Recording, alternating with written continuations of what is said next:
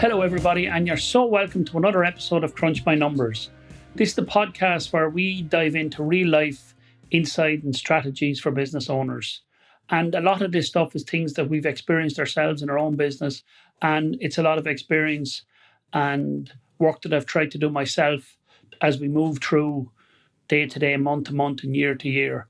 And today, our topic is very relevant to that type of a conversation. So today, what I want to talk about is the intersection between success and struggle for business owners. That's balancing family and business priorities. For many business owners, family is the primary reason why we work so hard. We start up a self-employed person to support and to create everything we need to create for our family.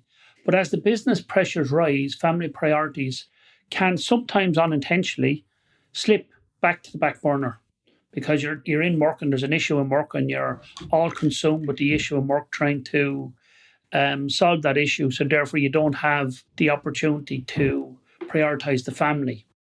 So the real question is, how do we find the balance between being successful professionally without losing the personal connection? So stick around and we'll go through the challenges and the strategies for prioritizing family without sacrificing your business goals. So what is the problem? The problem to me is the balancing act between both. And it's like, how can I put it? So it's like one of those classic juggling acts where each drop ball has a real consequence on both sides. So picture yourself, you're spinning plates and each plate represents a different responsibility. You have a load of them that represent your business with your clients, your team, your family, your financial goals, and everything that's going on in your life, your health, your wealth, your relationships. And you're constantly moving, trying to keep all those plates spinning at once. But in reality, some of the plates get more attention than others, and then the wobble starts, as you can see it, and everything crashes and burns.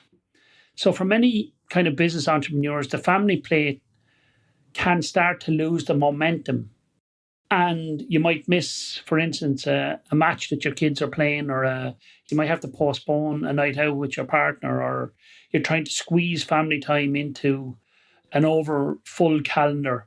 And this challenge is compounded because although our families are usually and most often our strongest supporters, they're also the part of their lives that we say, that's okay because they understand what I'm doing, because I'm trying to, be the provider in the family, and I'm trying to kind of make sure the business is working. Where in fact, it's like death by a thousand cuts. It doesn't always, you don't get your time back. You can't go back and relive a moment in the past.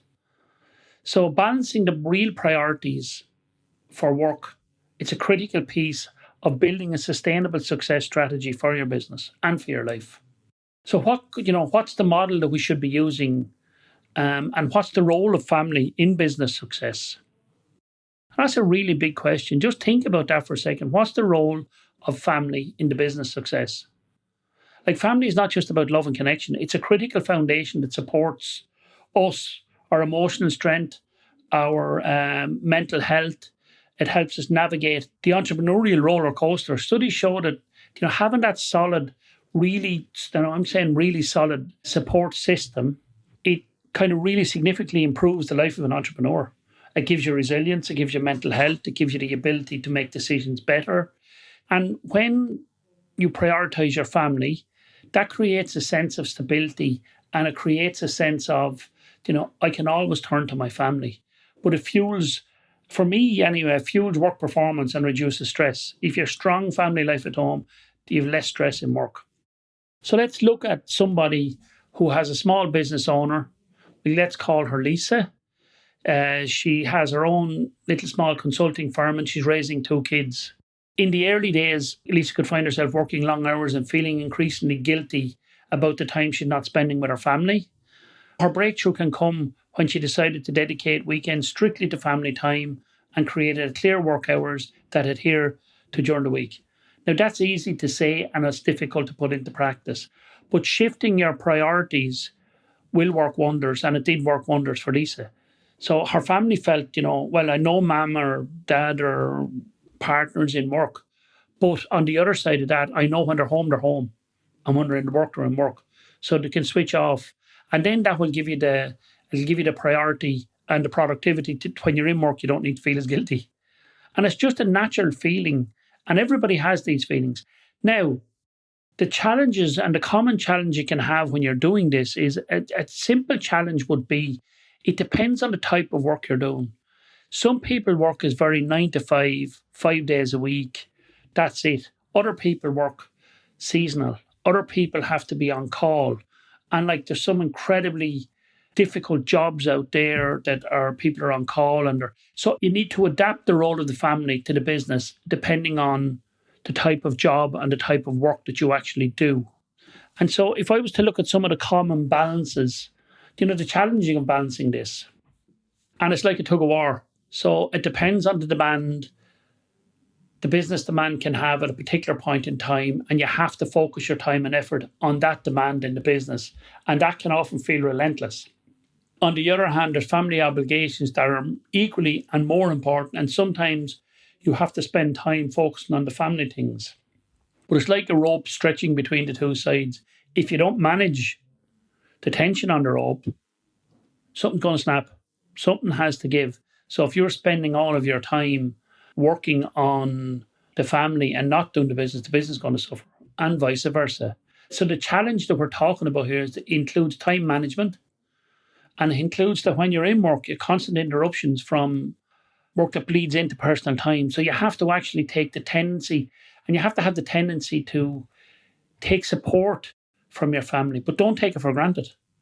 Like, don't take that support for granted. So, a business owner might say, I'll make up for it later. We discuss, only to find working more late nights and never making up for it, and then wondering why their family's grown up or their kids are grown up or the dog won't look at you when you walk in the door. It can be any type of thing that causes the stress when you're going home, and you don't need that on top of the stress of work, and vice versa the other way if you spend all your time at home. So it's that tug of war and understanding. So what's the strategies for the balance in this? And that's really what we want to talk about. So how can we define strategies for balancing both of these priorities, family and business? And there's some practical things we can do, like set clear work hours wherever possible. You have a clear boundary when you're working, and when you're not working, you're not working. And then you can stay more present and productive. That is the biggest thing, especially in the area when you're starting a business, can become really, really difficult. The other biggest problem that is probably in every single problem that I look at when I'm talking to business owners, the biggest problem is communication. And Mark Twain said it, the biggest problem with communication is the illusion that the communication has taken part. You can go to work and do all of this, but not communicate what's going on at home. And they said, but I'm in work, what do you expect, or what do you think is going on?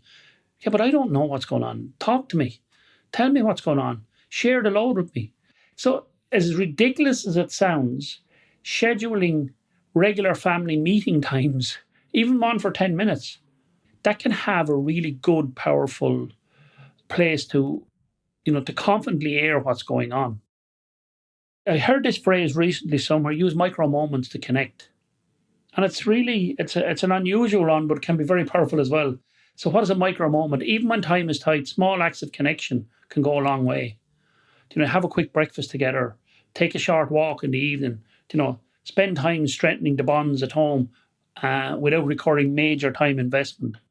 And the same connection moments can happen with your clients. If you sitting in work or you're driving along, you think of a client, ring them. Usually when somebody's on your mind, you're on their mind. I don't know how that works, but it tends to be the case. Have you often sat down with two people, and I had lunch today with two people, and one of them just said something and the other person said, I was going to say exactly the same thing. There's that hidden connection there. And what you're doing to do is you're involving the family in the connection that you're building, and you're involving your work people in the connection and the team that you have with you. So the micro moments is a really good one. This one is so important. Involve family in business celebrations. If you hit any milestone, make sure your family are there to celebrate with you. So it's really important that they feel included, not just see the support as part of your success.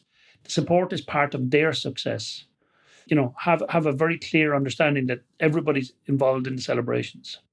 So there was a case study there that I'll just explain. Say Matt, this guy, right? Matt is run a tech business, but every Friday evening was a debrief night. Every Friday, always started with a debrief. What's going on? What's happening?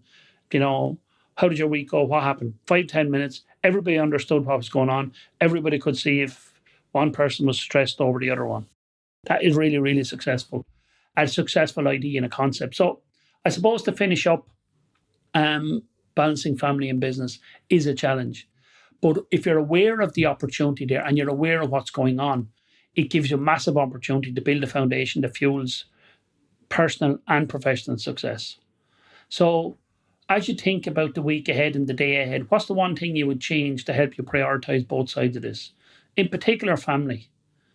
Maybe set and define work hours, planning a family breakfast, starting a family debrief night, considering micro moments.